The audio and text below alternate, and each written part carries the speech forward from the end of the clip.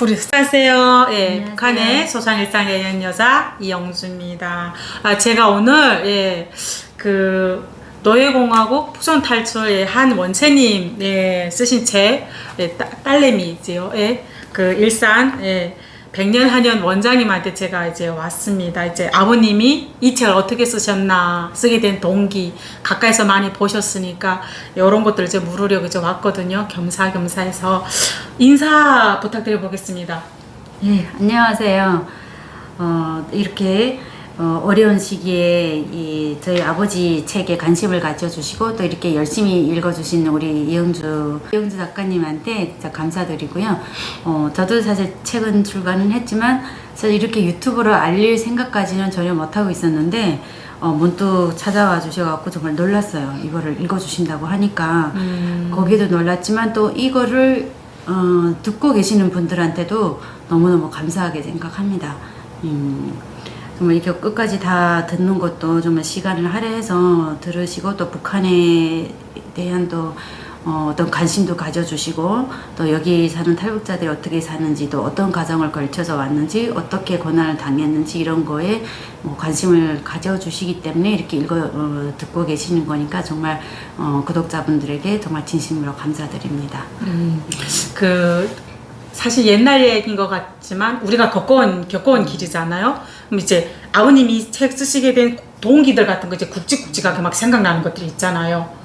이제 저희 사실은 다른 탈북 유튜브들보다는 이제 크지는 않아요. 근데 저는 진짜 제한테는 굉장히 귀하신 분들이라고 저는 생각하거든요. 그래서 쓰게 된 동기는 저보다도 이제 따님 되시니까 더 잘 알 것이고 가까이서 봤잖아. 아까 살짝 얘기하는데 언니가 너무 힘들어하니까 다시 북한에 막 돌아간다고 그랬던 것도 있고 했는데 아버님이 그거 쓰셔서 보셨던 가까이서 딸로 보시고 같은 정체성을 가진 사람들끼리 봤었던 아버지 소개 겸 책을 쓰게 된 이제 동기 같은 거 그것들 간단하게 좀 얘기해 주십사 부탁드려 보겠습니다.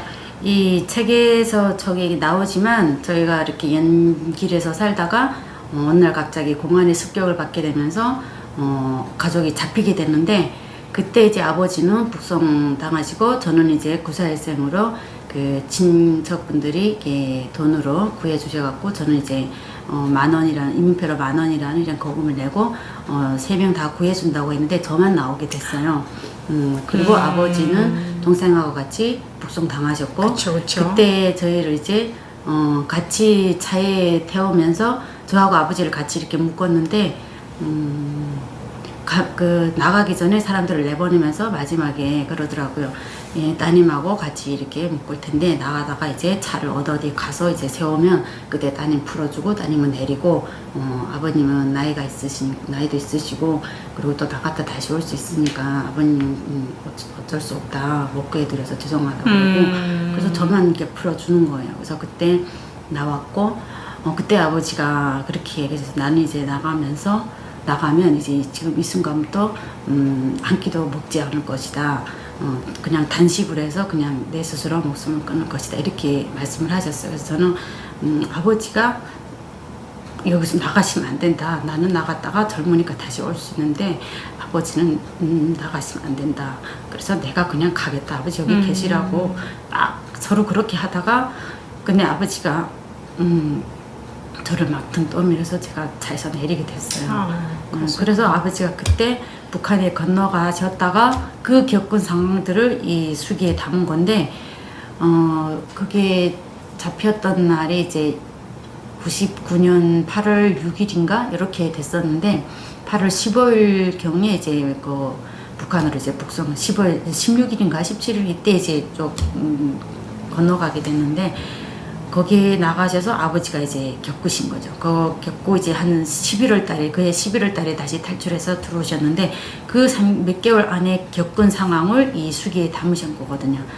근데 아버지가 그때 이 글을 쓰실 때, 그때 나가서 정말 북한의 이 현실을 정말 온몸으로 체험하고 오신 거죠. 그쵸. 그리고 이미 이제는 이 중국에 와서 전 세계가 돌아가는 상황, 세계적인 뉴스도 많이 듣고 세계적으로 어떤 일들이 벌어지고 또 그 남한 KBS 라디오 사회교육 방송 그때 그게 정말 엄청난 작용을 했는데 그 사회교육 방송 계속 들으시면서 아버지도 이제 의식이 깨신 거예요. 그래서 나갔다 들어오시면서 완전 이제는 비교가 되는 거예요. 북한하고 이 세계가 비교가 되면서 정말 우리는 그동안 너무 모르는 세상에서 정말 내 조선이 정말 세계 최고인 줄 알고 그렇게 하고 내 온 평생을 거기 헌신하고 살았는데 우리는 그동안 기만당했다. 조선 당국자들한테 우리는 너희처럼 살았다 하는 거를 느끼고 정말 온몸으로 정말 체험하고 오신 거예요. 그래서 그때 오셔갖고 정말 불굴의 각오로 정말 이거 쓰셨는데 하루도 쉬지 않고 한 열흘 정도만 이거 책을 다 쓰셨어요. 수기를. 예. 들어오셔서 쓰신 거네요? 네, 들어와서 탈북에서 들어오셔서 그때 쓰신 건데 한 열흘 만에 이거를 다 쓰셨어요. 그리고 쓰시고 나서 이제 이 책에서 이제 토한자 바꾸지 말라. 문장 하나 토한자 바꾸지 말고 그대로 책을 낼 수 있으면 그대로 내라. 이렇게 얘기하셨어요. 그래서 그때는 제가 복사기라는 것도 없었으니 복사기 있는지 없는지도 모르는 상태였고 그래서 제가 이거 손으로 이제 여러 개를 복사를 많이 했어서 아버지가 또 이거를 손으로 또 여러 번을 했었고 저기 이제 그 원본이 있어요. 한봉희 원장님이 다 쓰신 거예요? 아니죠. 아버지도 이제 여러 건을 썼고 저도 한번 이렇게 복사해서 한번 써보기도 했고 했는데 그 여러 개 쓰신 왜 여러 개 쓰셨어요?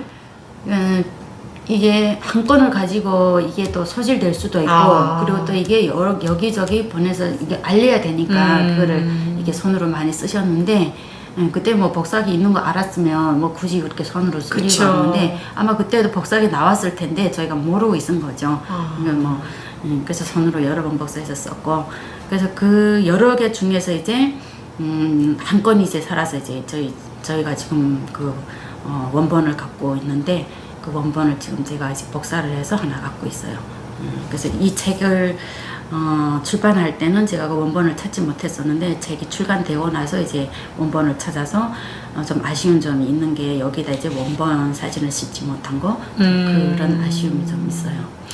이 책이 사실은 이제 우리 같은 민족인 한국에서 이제 먼저 이제 출판되면 좋았을 텐데 일본에서 먼저 출판되었다고. 그때 당시는 예. 이제 북한에 대해서 많이 알려지지 않은 시기였죠. 그쵸? 90년대. 그쵸. 그 90년대 후반이죠. 그렇죠. 후반. 그리고 한국 사람들도 북한 사람이다 하면 뭐 머리에 뿔이 달린 줄 알고 있었고 뭐 새빨간 빨갱이라 해서 빨간 사람인 줄 알았다. 거리감. 이런 얘기를 하는 사람들이 되게 많았어요. 그렇죠. 네. 북한 사람이 보면 진짜 머리에 뿔이 있는 줄 알았다. 그리고 온몸이 다 빨간 줄 알았다. 이런 얘기를 많이 했었어요. 지금은 이게 세월이 흘러서 그쵸. 많이 뉴스에 나오고 이렇게 하면서 뭐 거의 똑같이 보고 있지만 그때 당시는 제가 와서도 그런 얘기 많이 들었었거든요. 그런 상황이었으니 완전히 북한에 대한 실상이 전혀 밖으로 나올 수가 없는 상황이었죠. 그래서 이 책도 아마 그때 당시 북한을 알린 거의 최초라고 보시면 되죠. 그래서 그때 북한에 대해서 북한 인권에 대해서 관심을 가졌던 일본 기자분이 계셨는데 중국에서 만난 거네요? 예. 저희가 한국을 오려고 많이 노력을 하다가 이제 어느 분이 그분을 소개시켜서 데려오셨죠. 와서 이제 그분이 아버지하고 직접 인터뷰를 하시고 아버지한테서 원본을 받아가신 거예요. 그래서 그때 이제 아쉬운 게 지금 그때 아버지랑 같이 그 기자분이 저희 사진을 좀 찍어서 했으면 좋았을 건데 저희가 그때는 되게 두려워해서 이 사진이 어디로 갈지를 몰라서 그 사람을 저희가 진짜로 믿어야 되는지 안 믿어야 되는지 이것도 잘 모르겠고 그래서 사진을 찍고 싶어 하는데 저희가 다 거부를 해가지고 사진을 못 찍었어요. 근데 나중에 지금 그게 너무너무 후회되는 거예요. 그래서 결국은 저희가 그분 도움으로 한국에 왔고 그분이 아버지 수기를 가지고 일본으로 가셨어요. 일본에 가셔서 가지고 가는데 이분도 이미 중국에서 그 요시찰 대상이 돼가지고 검색대에 항상 걸리고 항상 이 사람을 공안에 주시하고 있던 상황이라서 아주 위험했는데 그 사람도 그거를 알고 모험을 그분도 감수하면서 이 책을 가지고 그분도 대단하시다. 얘기를 하시는데 제가 2017년도에 그분이 살아계시는 걸 알고 찾아서 이제 일본 가서 만났는데 그분이 그 얘기 하시더라고요. 가져올 때 본인도 너무 위험했다. 그래서 받고 이제 세부를 두 부를 더 복사를 해서 한 부는 자기가 직접 가방에 넣고 하나는 우편으로 보내고 하나는 이제 친구한테 줘서 이제 일본에 좀 가져와 달라 이렇게 해서 갖고 나왔는데 그때 막 공항 검색해서 자기 가방을 한번 수색당할 뻔했는데 다행히 정말 잘 넘어갔다 이런 얘기도 하셨고 그래도 무사히 3건이 다 일본으로 도착을 했다. 감사한 거죠. 그걸 이제 출판하려고 봤더니 그 출판사가 이게 없어서 받아주는 데가 없다는 받아주는 거죠, 데가 그죠? 없어서 그리고 그게 조건이 그거예요. 그 계약금을 먼저 달라. 계약금을 가져오고 그쵸. 계약금을 먼저 줘야 되고 그리고 이 가족들을 데리고 온 다음에 그 다음에 이제 출판을 해야 된다. 그러니까 출판사는 그런 조건에 뭐 응하는 출판사가 없는 거죠. 근데 다행히도 그게 한국 사람이 사장님이신데 그분이 운영하는 출판사에서 만성사 출판사에서 제가 하겠다, 제가 도와드리겠다. 그래서 계약금을 받고 그리고 이제 우리 가족이 들어온 다음에 책을 출판하기로 이렇게 하셨어요. 그래서 저희 가족이 이 책을 그분한테 드리고 나서 한 며칠 뒤에, 1, 2주 뒤에 이제 저희가 거기서 출발하게 됐는데 그 출발하는 도중에 이제 중국 공안에 알고 뒤에 붙은 거죠. 이미 북한에서 뭐 보고문까지 내렸고 체포령 내렸고 그다음에 중국에 이제 그 아버지 우리 가족 찾으려고 이제 그 현상금도 걸려 있었고 그때 그랬어요? 예, 현상금도 걸려 있었는데 저희한테 말해주기를 22만 달러가 걸려있다 이렇게 얘기를 하셨어요. 그래서 저는 그때 안 믿었죠. 아니 무슨 22만 달러 무슨 뭐 그렇게 쉬운 돈이냐고요.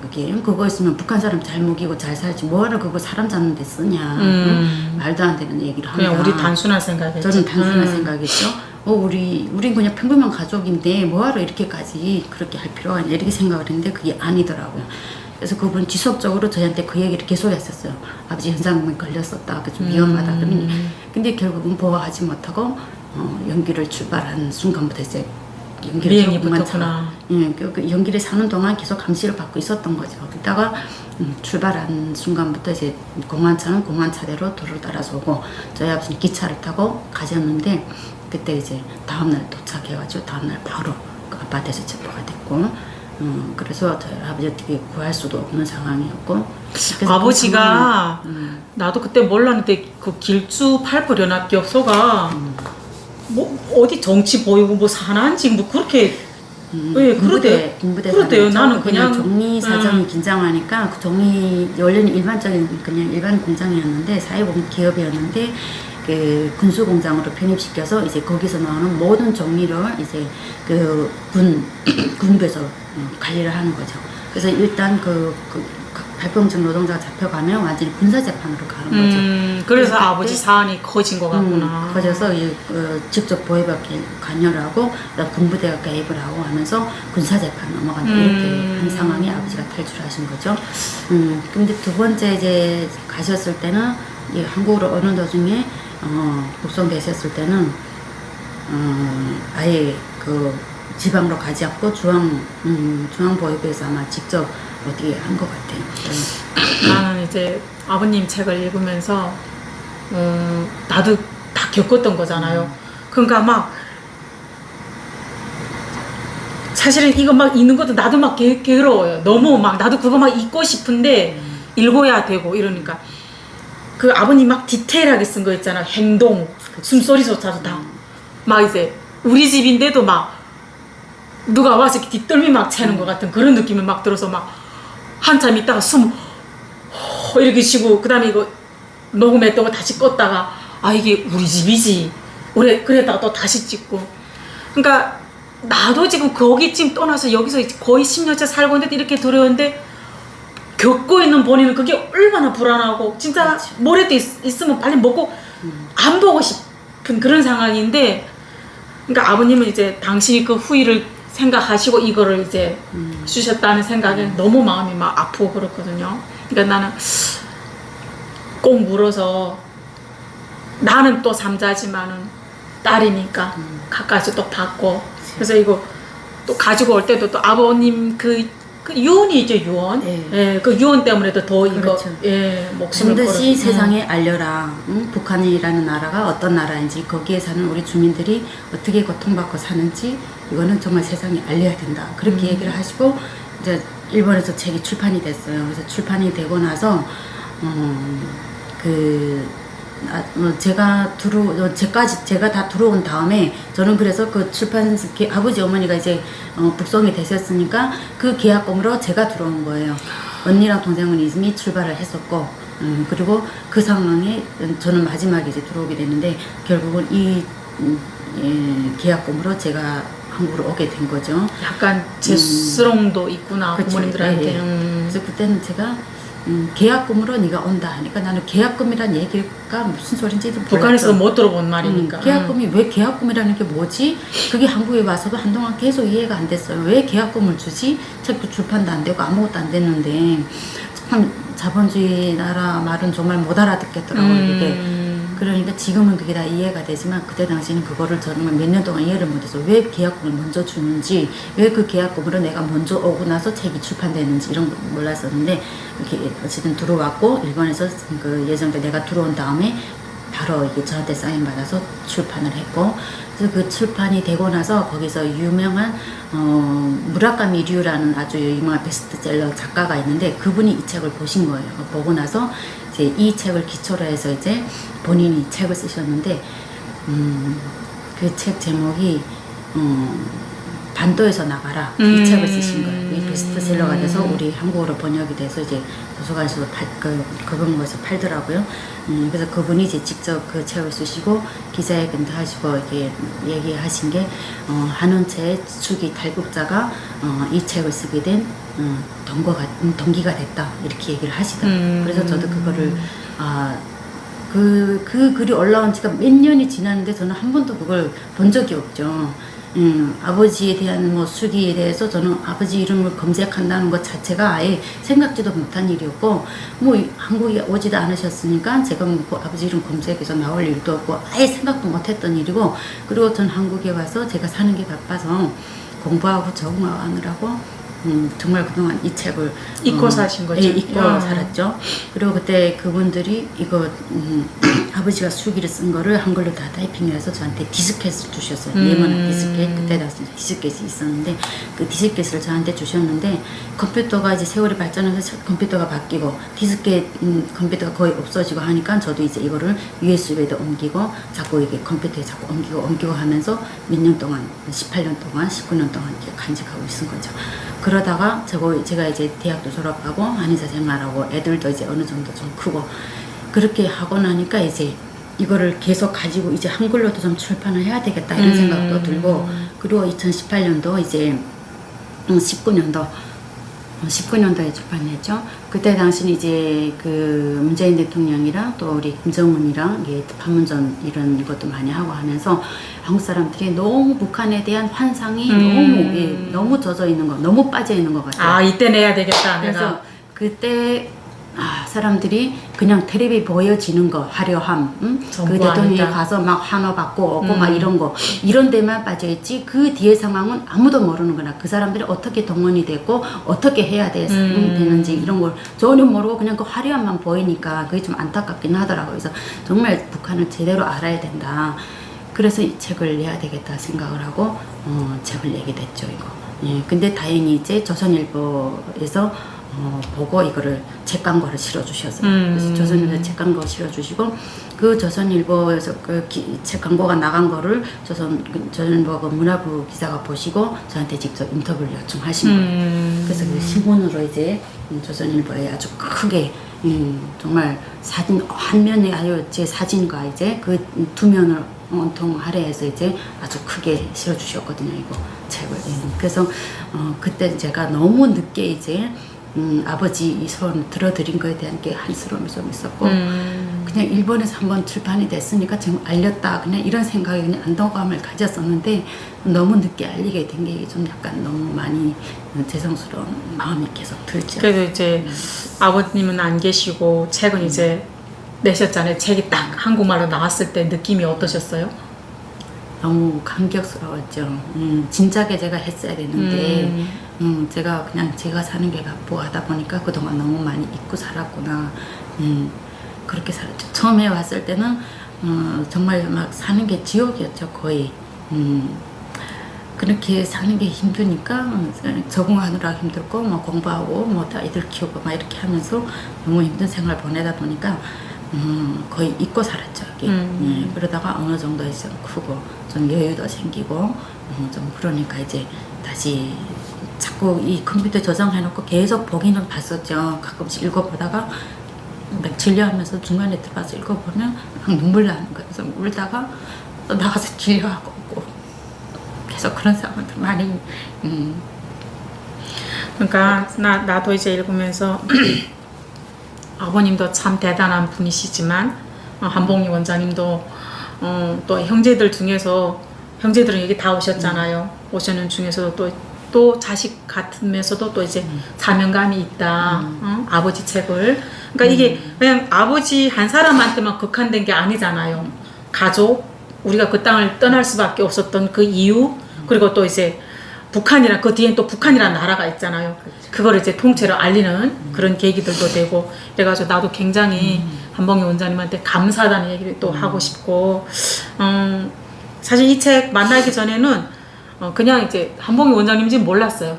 TV에 가끔 나오는 거. 근데 이제 더 자랑스럽다는 얘기를 또 하게 되고, 오늘 요 소개는 여기까지 이제 하겠습니다. 그리고 정말 저는 사실은 유명한 사람은 아니에요. 예, 아까도 제가 원장님하고 얘기를 했는데 유튜브 수익 10만 원, 20만 원, 그 정도밖에 안 되지만 그래도 저는 이제 북한을 계속 알려야 되겠다고.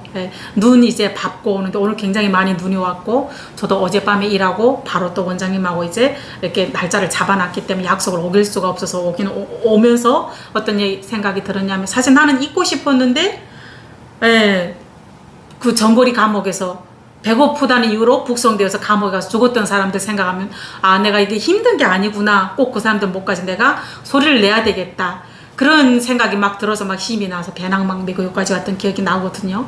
그러니까 그냥 제 바람은, 제 이영주 TV 사랑해 주시는 분들이 아프지 말고 건강하게 올 한 해도 또 살아가십사 하는 바람도 있지만, 북한에 대한 것들을 계속 이제 놓치지 말고 봐주시고 같이 목소리 내주시고, 그런 것들이 저희 두 사람한테도 굉장히 고맙고 감사한 노릇이지만 또 북한 사람들한테도 굉장히 고마운 일일 것 같다는 그런 생각이 이제 들어서 한봉희 원장님 제가 찾아왔습니다. 오늘 여기까지 하도록 하겠습니다. 감사합니다. 안녕히 계십시오.